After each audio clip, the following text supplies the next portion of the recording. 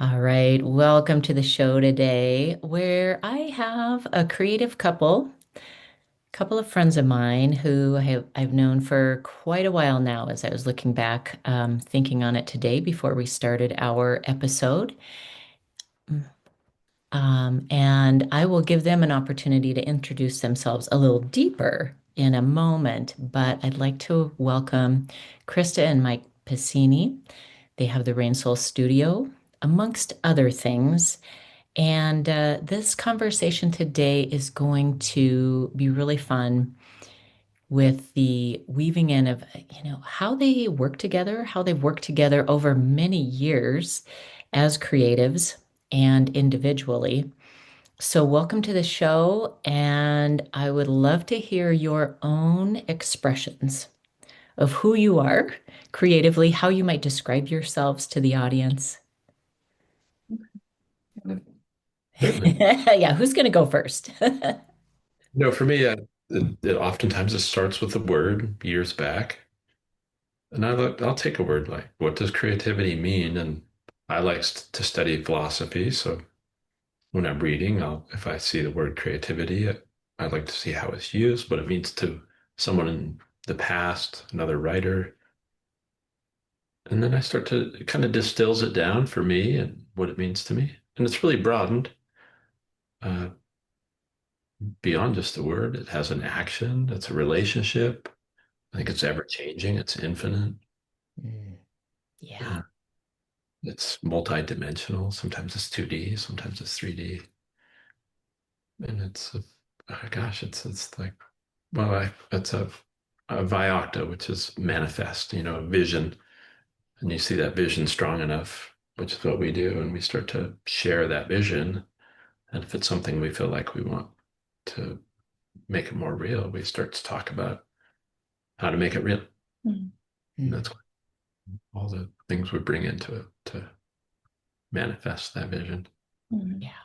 Yeah. Nice. Thanks, Mike. I feel like that's like a really great broad way to talk about how we approach so many things, whether it's like really clearly creative or if it's maybe just something like construction or something like that. But I feel like I have more of a performance background in my creative practice, and you have more like what would you say, designer craftsman and 2D dimensional furniture making, some I guess collage and jewelry making, and I mean you have pretty Yeah. multidisciplinary practices too, and so our blending between what I consider my practice is really ephemeral usually. There are moments, performance is happening in that moment and then it dissolves and goes away. But then I feel like in our lives together creatively, we've built environments that have a little bit more permanence to them, whether it's an installation or a long form project that has 2D or 3D dimensional artifacts that are connected to the performativity Yeah. and things like that. And so, in our lives before we met, which was 25 years ago, we had various practices. I was a ballet dancer. Mike did rodeo. We had different career paths and things like that. And we met through a restaurant job in 1999. And so then I would say the other parts of us is this hospitality piece that we really built on from there. And so throughout our 25 years, we've ebbed and flowed between different career paths and gone and done different creative practices or continued education or even just occupationally moved around into different things. But there's been kind of a honing underpinning um, of just, as you said, that piece of like there's a word or an inquiry, and then that starts to become a conversation. And then we might meet somebody in a grocery store, or find somebody on a sidewalk and have another conversation. And then these pieces start collecting around something, and then that manifesting comes to play. And then the mediums in which we need to pull in to make that happen start to present themselves. So I think that's a really, rather than being like, here's my resume, Yeah. um, I think more broadly, we are deep listeners. So phenomenology and things of that nature, where we're thinking about the moment and the conversations and listening into what's in our ecosystem at the moment, and then what we might want to pull in to make something about that, whether it's a formal art project or a workshop or a salon or a piece of physical art, etc. Yeah, beautiful. The depth, and this is why I love this couple too. They're deep. Every conversation I've had with them is deep and fun. It's like they know how to hold space for both. And so I knew that our listeners would really enjoy this conversation. So one of the things that I'm really curious about, and I'm sure other people are, is how do you work together? Like I feel like people are probably, and maybe people ask you this often, but I know it's not everyone's path to work with a partner day to day, Yeah. not just be, come together at the end of the day, but actually work together in creation, in business. Um, and I imagine that takes a lot of creativity as well. So, however you want to speak to that, how it works for you. And I'm sure it's evolved over the years. Yeah, absolutely. Do you want to talk to it? Yeah. Okay. Well, we've done such a variety of things together. Yeah. So we know that it can be a difficult path at times. Sometimes Krista comes up with a vision, sometimes I come up with a vision.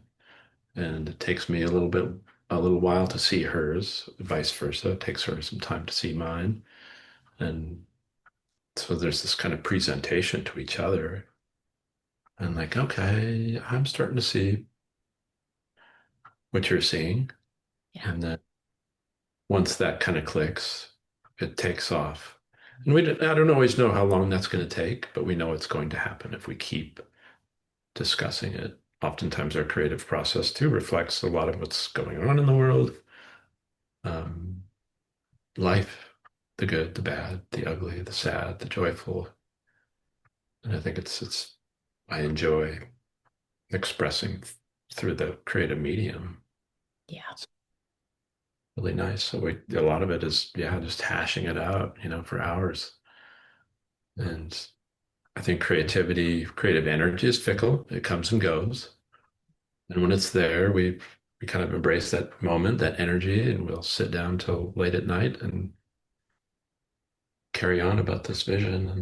And I think we really enjoy refining it, seeing it, adding this, taking away that.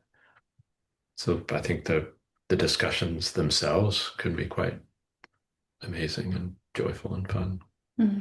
Yeah.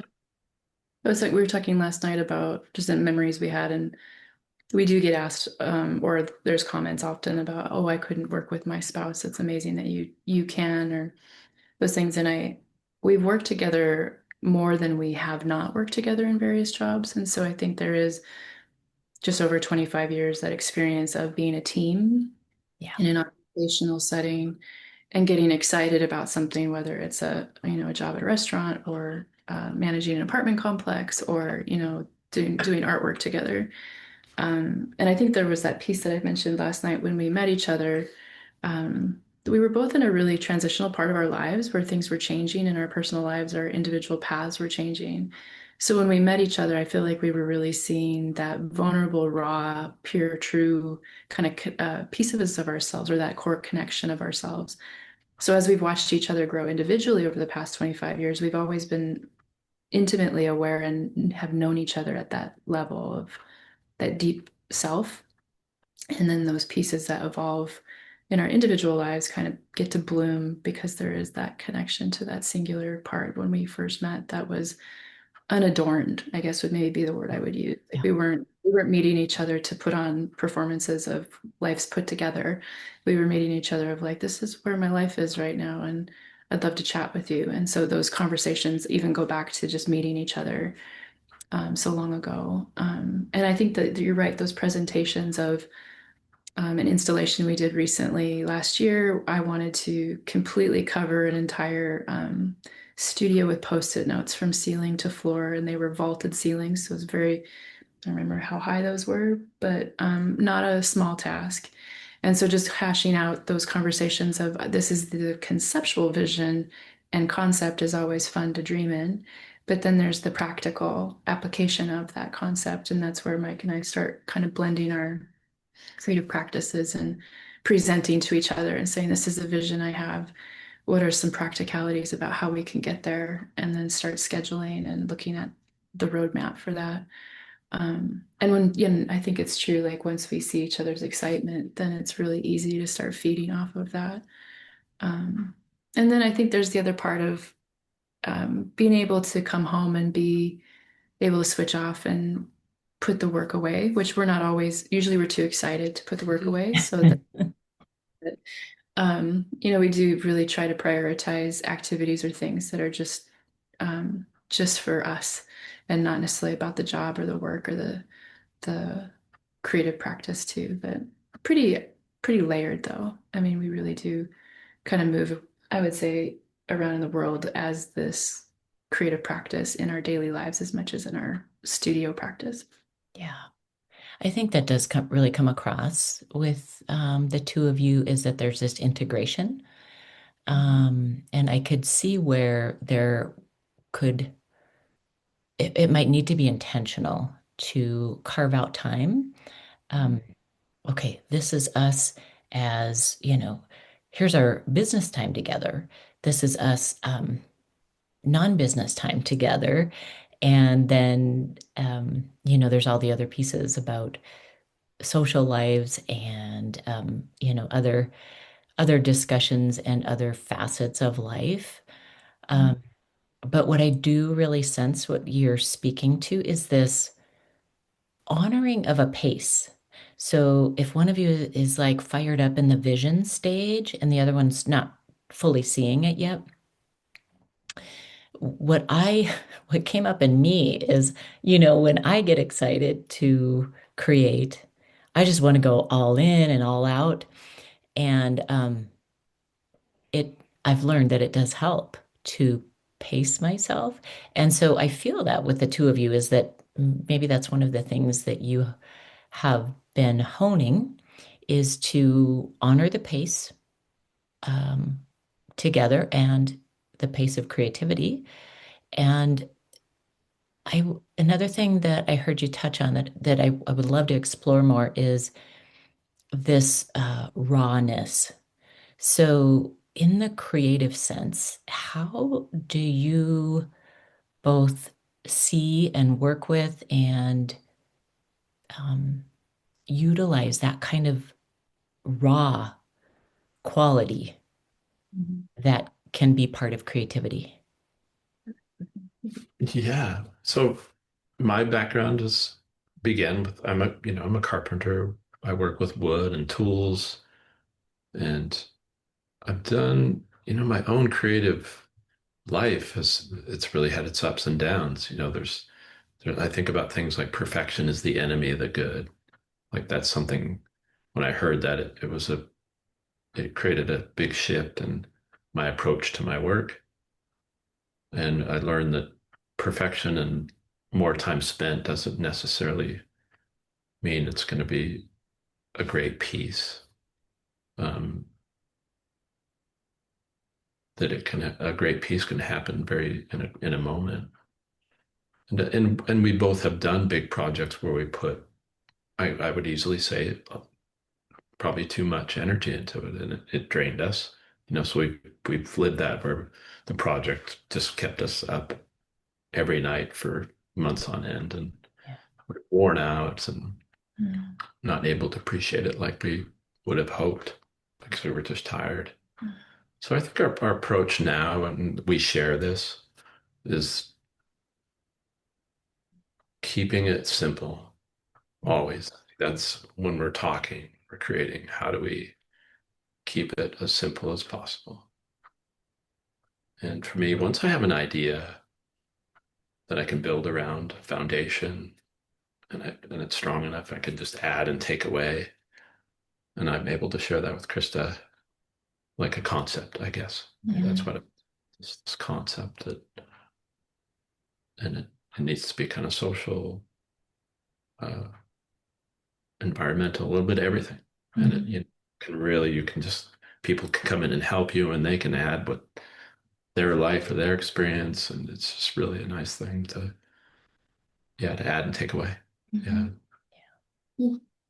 to touch on the rawness, and then there's a few things that you said I'll tie in together too. But the sometimes the material I'm working with has like what I call a source material that can be a raw piece of material, either from a personal life or I'm pulling from experiences in the world, whether it's historical, my undergrad degrees in history and political science. And so, and your philosophy background, like we often are going back in the past and maybe looking at a historical project or creating something there. And there can be tender feelings or vulnerabilities and things of that nature. And so a big part of my creative practice is also paying attention to the, metabolizing emotions and making sure that you're creating containers that we ourselves can be in safely and feel emotionally not drained, whether that's working late or that the material itself might be heavy. So making sure we're holding on to material in a gentle way or making sure to set it down so we can rest.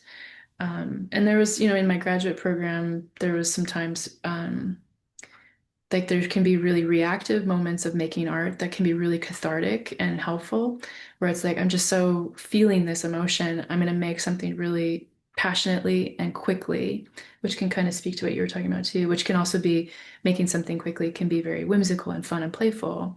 But on the other end of it, when it's more of that rawness, um, that can feel really lovely. And I had a graduate advisor say sometimes those pieces are for you and you don't necessarily have to put them out in the world.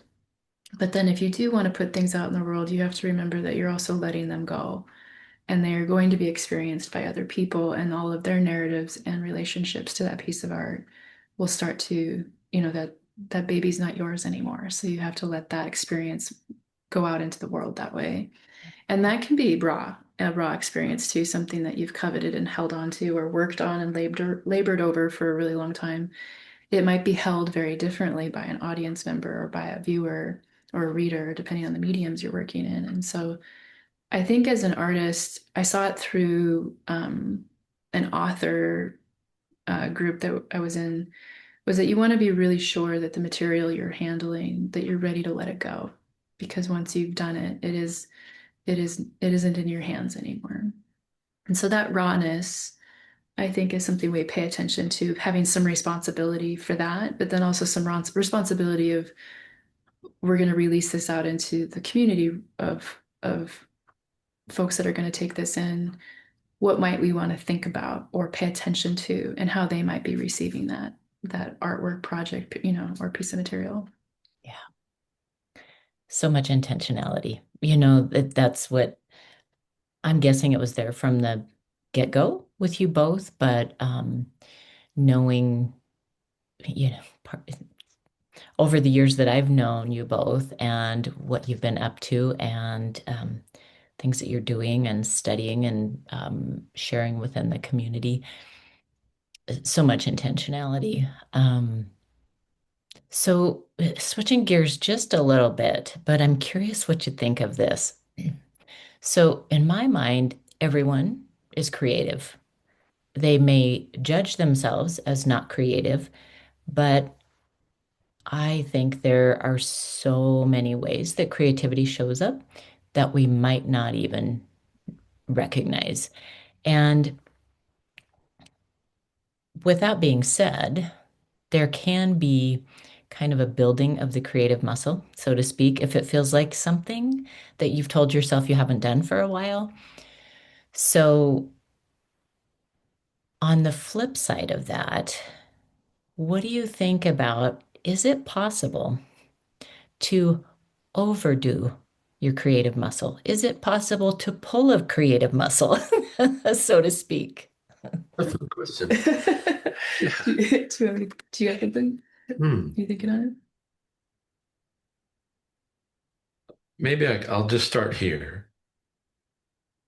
Uh, I think, yeah, I think I look at energy and I'm tired and I've been working hard on this creative process and I might get stuck and not have the next step or not have the full bit, well, not the full vision, but the vision for the next step. So I think that could definitely reflect over using the creative muscle. But then we need rest. Maybe we need to step back. Or And just speaking to everyone is creative, or maybe you ask someone else, or put out what you have created and get a little reflection back and see how it goes. And then all of a sudden you have a new direction or another direction. And Mm. so like anything we approach, I think you need rest. You do need to step away from it Mhm. and then come back to it. And an idea for the next thing can just prevent itself. It can present itself when you're out on a walk, and it's kind of fun to get to that point to where I don't have the answer. I don't know where I'm going with this, but it will come. Mhm. And I don't know when, but maybe it's 2, 3 weeks when I'm out walking the dog and I see something and oh, there it is. There's there's the piece. And it's fun to have a trust in that. And then it's nice to learn that we're not the only ones in the creative process. Nature, everything we're experiencing is lends itself to your creative process if you're open to it Mm. and you trust That's nice. Yeah. Yeah, I think those are definitely ways you could, yeah, that overworking something. Painters sometimes talk about is like they'll be working on something and it just gets worked too long and then they have to clear off the canvas and start over again. So I think there is that part of knowing when to stop. There's a friend of mine who is Regan from Goddard that um, she'll only paint for about 3 or 4 hours and makes a point to stop painting when things are going really well so that she's excited to come back to the canvas the next day. And I've heard other folks talk about their work in various capacities in that way too. And so it's that idea of keeping that creativity fresh and not running the battery down, so to speak, all the way so that you have to go find that inspiration the next time you're coming back to the project. Um, and then I think there's a little bit of what I was thinking about our background in mindfulness and yoga is that mindfulness and creativity for me really float together. And so that you talked about going for a walk and like waiting for that next step to present itself becomes a bit of a long form meditation. And there's been times I've used meditation for creative projects to hopefully just kind of let my body rest and switch into a different way of thinking. And often I have come out of either actual sleep, waking up in the morning with a really clear path, or a meditation that's come up. Or I also think walking is very meditative, and nature teaches us a lot. So I don't know that the creativity piece for me ever goes dormant, but I'm not overtraining. Maybe would be a way to answer that too. Would be creating some pulses where we're working maybe more intentionally, but then making space to come back to it excited and being thoughtful about that. I can't inhale and I guess it's when you're making art, there's this reference about you're exhaling. And so you need to pause and breathe and take an inhale occasionally. And so that's a nice way that I look at that too. There's no need to be prolific with the creative process. Yeah. Yeah. Oh, that's excellent to hear how the framing that you both put around that. It feels like it feels like there's a lot of permission given there, you know? And I think that's one of the things that we just don't often give ourselves permission in this adulting kind of um, space that we find ourselves in. um, there can be that kind of judgment about how we spend our time. And if we don't deem ourselves a quote unquote artist or creative, even, um, we may not allow ourselves the time. And yet, when I've done just a little bit of questioning, a little bit of market research, a little bit of gone to my audience and asked some questions, that was the one area that um, the number of people I questioned that they scored the lowest in was their creative life, and also the one that made them the saddest once they recognized that they weren't, you know, honoring that part of them, allowing themselves the time and the space for that. Um, So along those lines, do does anything come to mind that's maybe come up for you, or maybe you've heard other people talk about to as a way to give people creative permission and or um, debunk some myth around what creativity is? Absolutely. Do it. Sorry. Go ahead. It's easy to, I think, like take the word creativity and narrow it, whether it's through the eyes of society or culture or whatever, and say it's things that go in an art gallery or a studio, but that's so limited. I think that if we're always being creative, whether you're in the kitchen and making a meal, when you're putting your clothes, your outfit together for the day, when you're choosing colors, that we're surrounded. Life is creative. It's a creative process every day. So I think allowing the word to really be a much bigger thing than what we may think it is. And once you start going, wow, I'm being creative right now with this spice or this herb, or and then that frees up the creative process, I think. And that's pretty joyful. I think, and when I think of yoga too, it's like people say they're not flexible. Well, that's subjective. Yeah, What is flexible? yeah, Is it some set end range? No, it's not. Everyone's flexible. You made it here. You were able to put one foot in front of the other. And so I think creativity of the word itself is big. It's huge. Mm. And if we're up and we're making something or putting something together and building it, and we have a relationship to doing that daily, then that's a creative process. Mm. yeah, Mhm. I'll add to that maybe some of the system one and system two thinking that we talk about a lot in our creative practice and also our mindfulness practice of like the system one thinking is our amygdala, our quick response thinking.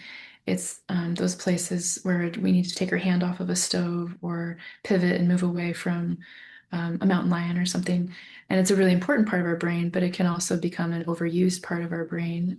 So it's really good with those quick reactions and those survival safety mechanisms. But then our system two thinking is related to our creativity, our imagination, our ingenuity, our contemplative thinking. And so the more often I hear folks say I'm not creative, what I'm hearing is that there isn't as maybe as enough many opportunities to be in system two thinking, which is that parasympathetic nervous system response, that rest and digest place. And so I do come at it from a mindfulness perspective too, of usually chatting with folks about their lives, like what's their day to day look like. And if it's a really fast pace, going, maybe finding some places, like you said, where have you thought about creating a bit of an art palette around your clothing and how you're choosing to adorn this canvas, which is your vessel, or the words you speak, or how you make dinner, or I think you talk about sometimes about the creative practice of washing dishes, that has a meditative creative practice to it too. But we really do treat creativity as a wider net of conversation that may produce artifacts like something that hangs on a wall or a sweater that someone made by hand or a dance. But it's a maybe more of a mindset that lives throughout our day to day. And I think that um, she's a sound composer, but also a deep listening to phenomena practitioner. She has a phrase, something of the effect of creativity is a birthright. It is something that we are born with, and um, we lose it a little bit as we get into our lives and get busy.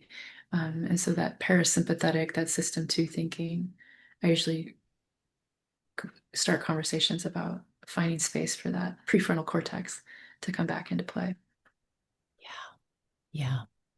Beautiful. It's so spacious, the way you both speak to creativity and relationship with. I love the word with. Mhm. It again feels like you are giving permission. If anyone feels like, you need a permission slip, um, listening in to the words of Krista and Mike, feeling in, you can feel their relationship with creativity. Is there anything else that's coming forward for either or both of you on the topic as an invitation to Yeah. people around this whole idea, this big, broad, gorgeous thing called creativity?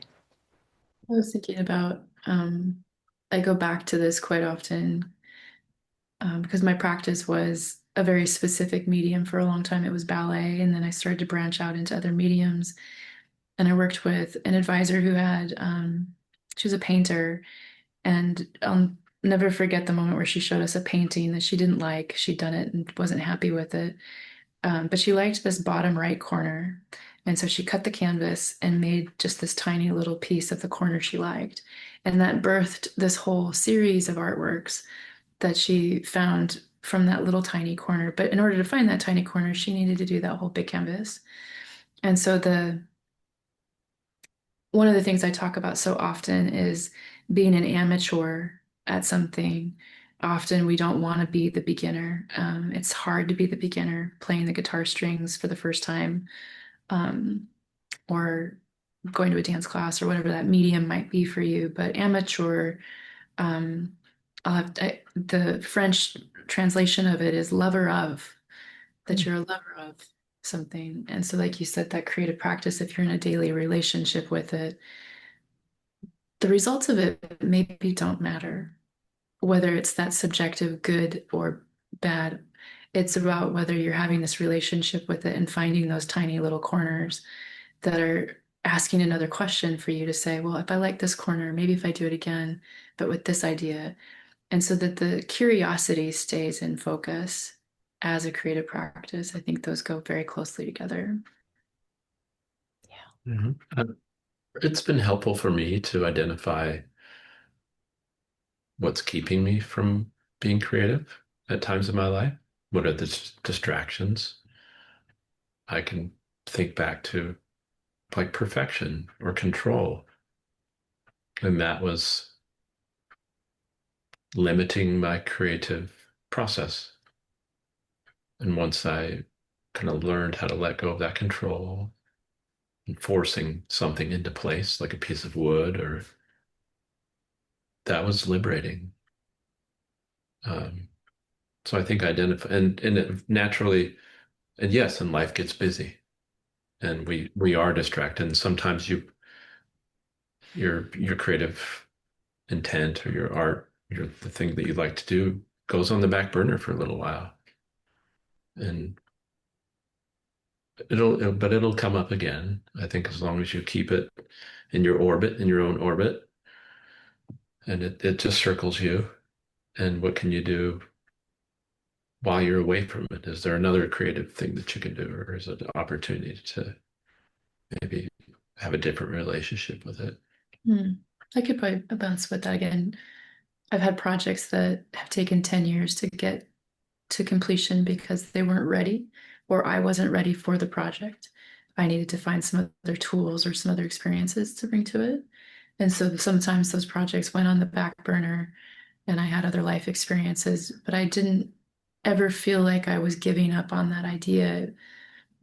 I just wasn't ready to touch it yet, or it wasn't ready for me to start handling, or the moment wasn't correct. And I think those moments of patience, that really living with that flow of life is helpful too. That creativity can, or creative practice can be something that's out on the peripheral for a little while we gain some skills or wisdom or some reflections, and then we can go back and find it. And sometimes, in my case, the project had a medium. Maybe it was in dance in my original thoughts, but then when I came back to it later, it became a different medium. It became a sound score, or it became a piece of poetry, something else, and allowing the creative question of what it is to go where it needs to go and listening even if you're not proficient in that medium. I had no skills in sound design, but I just kept coming back to that medium and slowly taught myself enough to hear what I wanted to hear in order to express that creative space. And so, um, following that thought as it comes up, like even if you're busy in your day to day, like if you're thinking about something, just keep putting that in your pocket because the time will present itself, I think, and then you can go play. Mm. Yeah. Yeah. Well, one of my takeaways from this rich conversation, many nuggets that I want to ponder more. But one of my takeaways is that I want to share with the audience is if you are used to working solo, perhaps would you be ready to find a collaboration in any way, shape, or form, just to have reflection with another, or maybe within a community?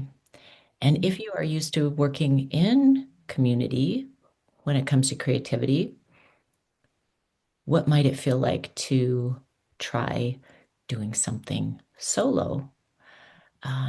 Just this kind of weaving, which is what the two of you, from what I have witnessed and what you have shared today, is what you do. You kind of weave in and out between this creating together, creating individually, creating within community.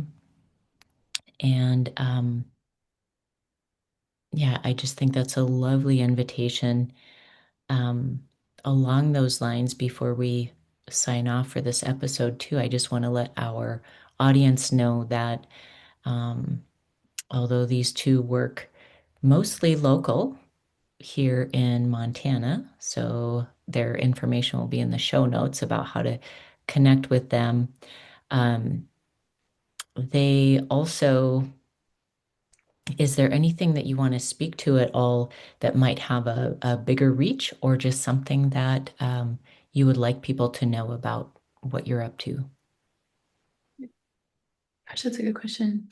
We usually try to, this is probably at this point in our life, we've been more locally based than I think I ever have been. At times we've traveled and been out to Geneva, New York, or to Washington State and things like that, but we've been so home based at the moment. I think at the moment we probably just have archives of recent installations and projects on some of our websites that you can browse. And we do have a mindfulness creative audio practice called field testing. That's on our website, which is a audio-based prompts for embodiment that help with some of that creative stoking of creative practice. Um, but most of our work right now is pretty local. Unless, did you have thoughts on? It is, other than what we've been taking in.